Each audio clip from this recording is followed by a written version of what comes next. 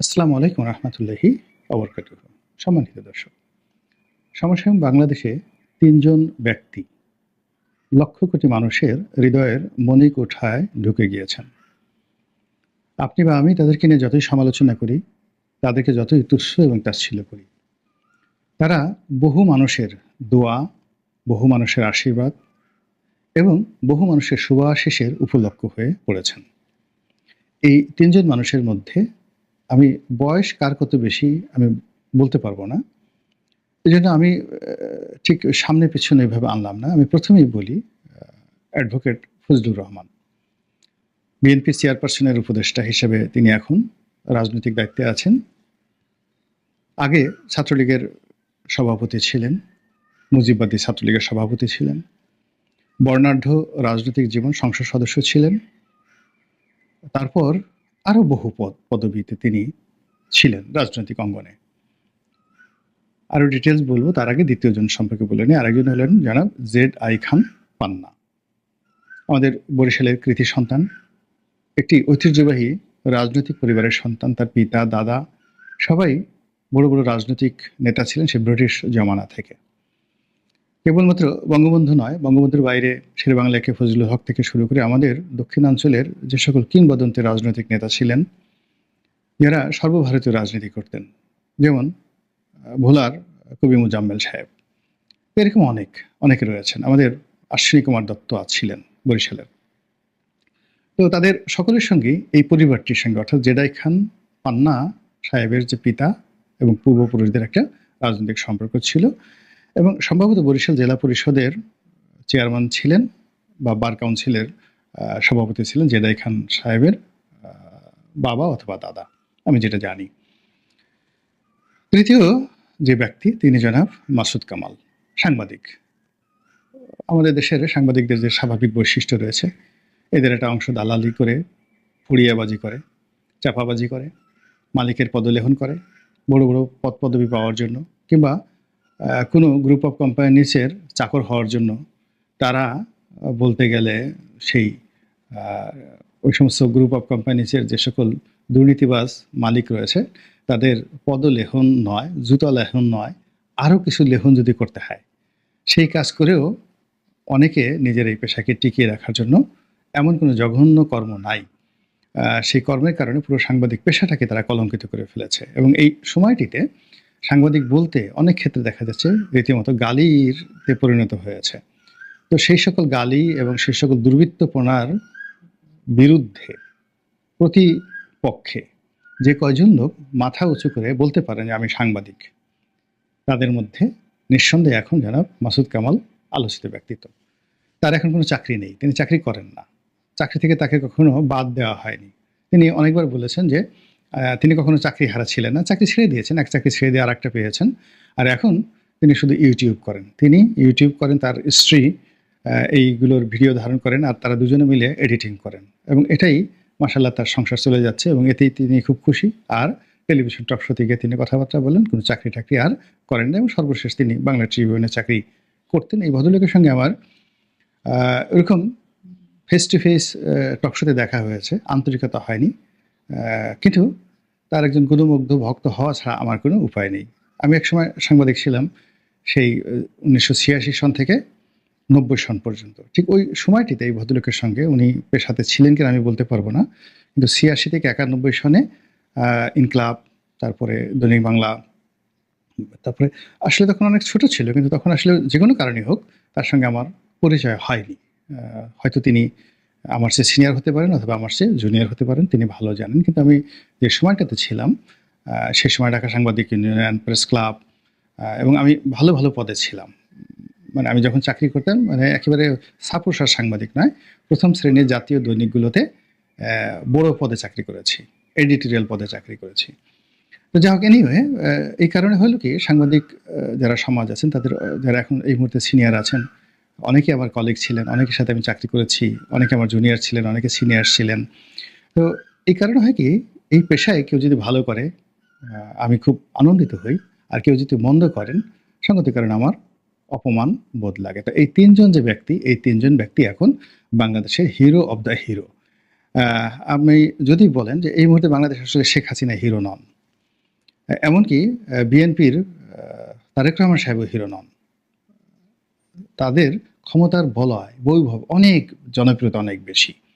জনপ্রিয়তা থাকা, তারপরে প্রভাব থাকা, আগামীতে প্রধানমন্ত্রী হবেন, এটা একটা জিনিস। আর হিরো মানে হৃদয় থেকে, মানুষের হৃদয় থেকে কাউকে আপহোল্ড করা, তুলে ধরা। ২ নম্বর হলো যে কারো দিকে তাকিয়ে তার জন্য দোয়া করা। দেখতে ভালো লাগে, দেখতে ভালো লাগে। তারপরে হলো ইচ্ছা জাগে যে ইস! আমি যদি একটু এইরকমভাবে চলতে পারতাম, কথা বলতে পারতাম। আমি পারছি না, আমার সাহস নেই, সুযোগ নেই। যেহেতু ওই লোকটা পারছে, আমি তাকে প্রার্থনা করি যে আ এ এরকম আমার একটা ভাই হোক, বা এরকম যদি আমার একটা সন্তান হতো। তো এরকম যখন আপনি আপনার মানসপটে কাউকে শ্রদ্ধার আসনে বসাবেন, মনে, মস্তিষ্কে, তখন তিনিই আপনার ব্যক্তিগত জীবনের হিরো। এখন এই বাংলাদেশে ধরেন কয়জন শেখ হাসিনার মতো একটা কন্যা সন্তানের পিতা হতে চান? তাইলে বুঝতে পারবেন শেখ হাসিনা কতটা হিরো। কয়জন তারেক রহমান সাহেবের মতো একজন আ সন্তান জন্ম দিতে চান, বা নিজের ছেলের নাম তারেক রহমান রাখতে চান? এই গত ১০-১২ বছরে বা গত ৬-৭ মাসে যে নবজাতক হয়েছে, আপনি দেখেন কেউ তারেক রহমান সাহেব নামে কোনো নাম রাখছেন কিনা? কিংবা কেউ ইউনূস নামে তার সন্তান রাখতে চান কিনা এই মুহূর্তে, যে আমার ছেলে হইলে আর তার ছেলের নাম রাখবো ইউনূস, বা ইস! আমার যদি ইউনূসের মতো একটা বাবা থাকতো, ইউনূসের মতো একটা ছেলে থাকতো। তো ফলে কি হলো যে আপনি জনপ্রিয়তা, ক্ষমতার থেকে বাদ দিয়ে আপনার যে হিরো, সেই হিরোর মধ্যে যে কয়জন হিরো এই মুহূর্তে বাংলাদেশে আছে, তার মধ্যে এই ৩ জন লোককে আমি মনে করি তারা টপ হিরো, শীর্ষস্থানীয় হিরো। এখন জনাব ফজলুর রহমান বা জেডাই খান পান্না, অথবা জেডাই খান পান্না, জনাব ফজলুর রহমান, অথবা মাসুদ কামাল, তারা কিছুই করছেন না, নাথিং। তারা শুধু আপনার আমার না বলা কথাগুলো সাহস করে বলছেন, নাথিং মোর। তাদের শব্দচয়ন, তাদের ভাষা, মানে তাদের শব্দচয়ন সেই শম্ভু মিত্রের মতো নয়, বিখ্যাত আবৃত্তিকার শম্ভু মিত্রের মতো নয়। তারা যে ভাষায় কথা বলেন, তার রিদমটা শশী থারুরের মতো নয়। একেবারে সাধারণ গেঁয়ো মানুষের মতো কথা বলেন। জেলায় খান পান্না বরিশালের ভাষায় কথা বলেন, কিশোরগঞ্জের ভাষায় কথা বলেন ফজলুর রহমান, আর মাসুদ কামাল ঢাকা মিলিয়ে মিশে ৩-৪টি আঞ্চলিক ভাষা মিলিয়ে মিশে তিনি কথা বলেন, প্রমিত বাংলায় নয়, এমনকি আমার মতো নন। কিন্তু তারপরেও তারা ভীষণ রকম জনপ্রিয়, ভীষণ রকম অনুকরণীয়, এবং অনেক মানুষ তাদের জন্য দোয়া করে, অনেক মানুষ তাদেরকে একটু দেখতে যায়, অনেক মানুষ তাদের সাথে কথা বলে, এবং যদি বলা হয় সত্যিকার অর্থে এই যুগে তারা মর্দে মুজাহিদ। এখন ব্যাপার হলো যে এখন কিন্তু অনেকগুলো মানুষই ভালো, ভালো কথা বলছেন। যেমন জামাতের আমির খুব ভালো কথা বলছেন। এমনকি মাসুদ কামাল যে কথাগুলো বললেন তার চেয়ে আরও অনেক ভালো কথা বলছেন জামাতের আমির। তারপরে জনাব তারেক রহমান সাহেব যে কথা বললেন, যুগান্তকারী অনেক সুন্দর কথা বলছেন। কিন্তু মানুষজন এই ৩ জনের কথাকে কেন মাথায় করে নাচছে, আর তারেক রহমান সাহেব বা জামাতের আমিরের কথা কেন মাথায় করে তারা নাচছেন না? কারণটা হলো এই ৩ জন মানুষ যে কথা বলছেন, তারা কেউ মন্ত্রী হতে চান না, এমপি হতে চান না, তাদের কোনো রাজনৈতিক অভিলাষ নেই, ১। ২ নম্বর হলো এই ৩ জন মানুষের কোনো বডিগার্ড নেই। এই ৩ জন মানুষের কোনো রক্ষাকর্তা নেই। এই ৩ জন মানুষ নিজের ২ হাতে যেটা উপার্জন সেটা তারা খান। তারা পার্টির টাকা দিয়ে, পার্টির নেতাকর্মীর টাকা দিয়ে, কিংবা উত্তরাধিকার সূত্রে পিতার সম্পত্তির টাকা দিয়ে তারা খাওয়া-দাওয়া করেন না। তারা রুটি-রুজির জন্য যতটুকু উপার্জন করা দরকার, এখন মাথার ঘাম পায়ে ফেলে হালাল রুজি তারা খাচ্ছেন। ফলে তাদের রক্ত, মাংস, পিণ্ড, গিলা, কলিজা সবকিছু হালাল।